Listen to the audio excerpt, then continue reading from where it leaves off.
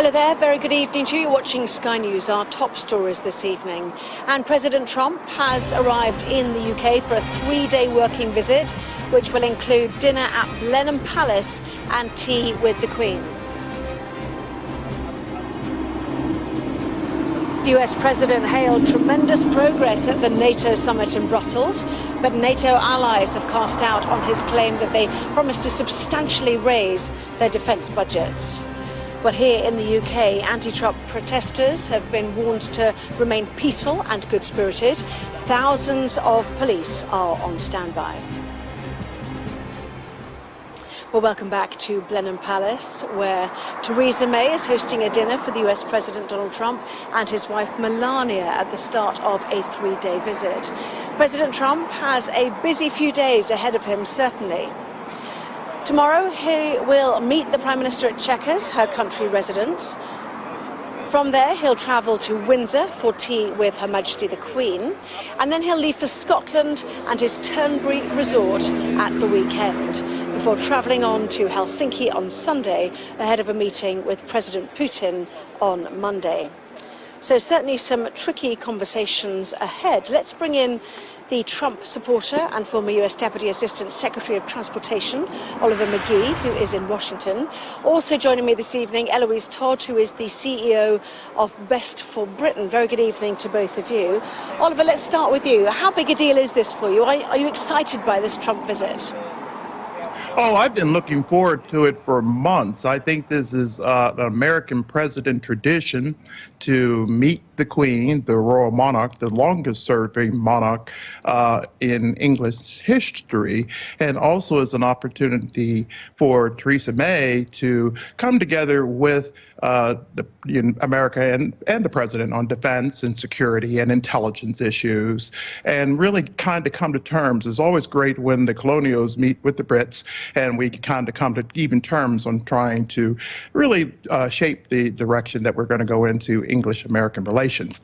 And this is a great opportunity for the Trump administration right now, for President Trump, and I think all eyes are going to be watching the dynamics and the pictures that are going to be with the finest queen in monarch history in England, and also with one of the finest presidents that we've had in the American experience right now. So this is a great, great day for foreign policy in America and also foreign policy in England, coming after as they're trying to settle the things on what we might call soft Brexit. So, Eloise, a great opportunity to meet one of the finest presidents America has ever had. Good for Britain, good for America, good for the post-Brexit world in which we will soon be living. What's your problem then with Mr. Trump coming to the UK? It's not so much a problem with him coming here, it's the fact that many people in our country are worried about the kind of future we may have if we keep cozying up to someone with such different values from our own, and who has already shown on the world stage he will use tariffs to bully and to be volatile with whenever he chooses. And actually, our country still has an important choice to make. Will we go closer to the European Union? Will we actually Brexit? We still have a choice whether we want to do that or not. Or will we actually live in a world where it's America first and Britain last? That might not be good for our jobs. We've already seen that in places across the country.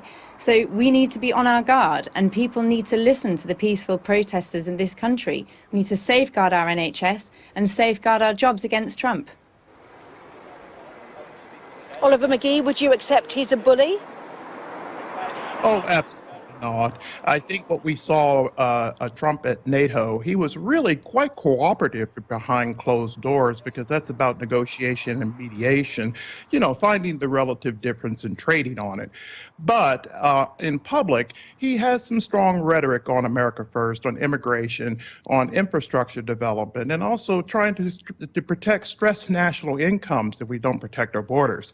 And that is really looking to also respect protecting the free speech for protesters. That's basically finding a forum that fits the fuss, but at the same time, we're still moving all in the same direction so that we can begin to look at immigration internationally for this age of international prosperity combined with international populism. And the Britain people are very, very for trying to have strong, secure borders so they can protect stressed national incomes. But this is also going to be one of the interests across the European Union. And also they're going to have some serious conversations together about Russian policy and also about Middle East policy, because the global concern right now is global terrorism across the world. And this is a national interest between the Prime Minister of England and the United States President.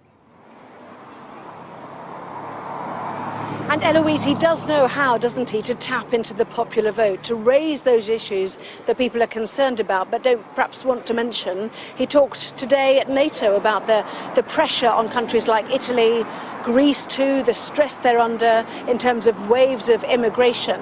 Is that a voice that should be heard in the global world? I think that's nothing short of a dog whistle, actually, and maybe Donald Trump should keep to commenting on his own issues back home. He's already barely stepped foot on British soil before he'd made comments on Theresa May's Brexit, and perhaps he should keep those comments to himself. We really have a decision to make as a country. Do we want to play the kind of role that we have done so well in the past, being a bridge to Europe, being an active part of Europe, and being America's best friend within Europe? Or do we want to cast all of that aside and be cozying up to America, hoping they don't slap tariffs on us, hoping they protect our jobs with much less leverage than we have before? We don't think it has to be a lose-lose. We can have a strong relationship within the EU and still be a good partner to the US. Oliver, you love the optics, as you always call them, of visits like this. The problem of this one is it really does look like a grand tour of historic houses and golf courses. Does he have to be so protected from real people who'd like to air their views? Well, I think what he's trying to do is to respect the tradition, the American England tradition, that the president meets with the Prime Minister of England, but also meets with the royal monarch. And at the same time, he's sending a very clear message coming out from NATO and also the G7 summit that this is about a brand new type of diplomacy. Post-World War II, Anna, we were really talking about relational diplomacy. So those were looking more long-term, about a generation of 30 years.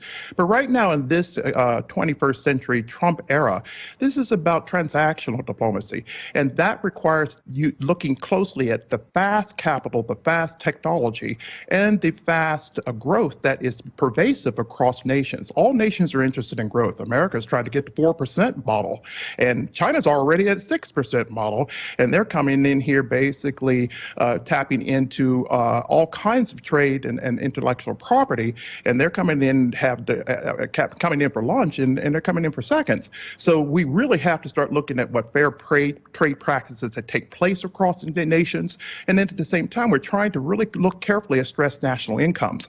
And that's when we can provide jobs, and we can provide healthcare, and we can provide prosperity. And this is really what the message that Donald Trump is making in this historic visit for his presidency. I just want to have a final, yes, apologies to butt in, we're running out of time. And Eloise, I just want a final word from you, very quickly. Will you be protesting tomorrow, and are you frustrated that you can't get closer to Mr. Trump? I will be protesting tomorrow. I'll be protesting exactly against the transactional diplomacy where healthcare will not be up for grabs by Donald Trump or anybody else. We need to protect our NHS, we need to stay close to Europe, and we need to reject his kind of divisive politics. Eloise Todd, CEO of Best for Britain, and Oliver McGee, Trump supporter, former Deputy Assistant Secretary of Transportation. Thank you both very much indeed. And I think this debate is played out across the UK. Should Mr. Trump have come here? He's obviously not got a state visit, but nearly 2 million people signed an online petition saying that he should not be offered one. He is right now, though, as we know, inside the palace behind us, Blenheim Palace, the building of which began in 1705. Inside there with the captains of industry and with Theresa May and her husband Philip, who will be hosting him at Chequers tomorrow. So plenty more on the Trump visit in the coming days, but right now back to you.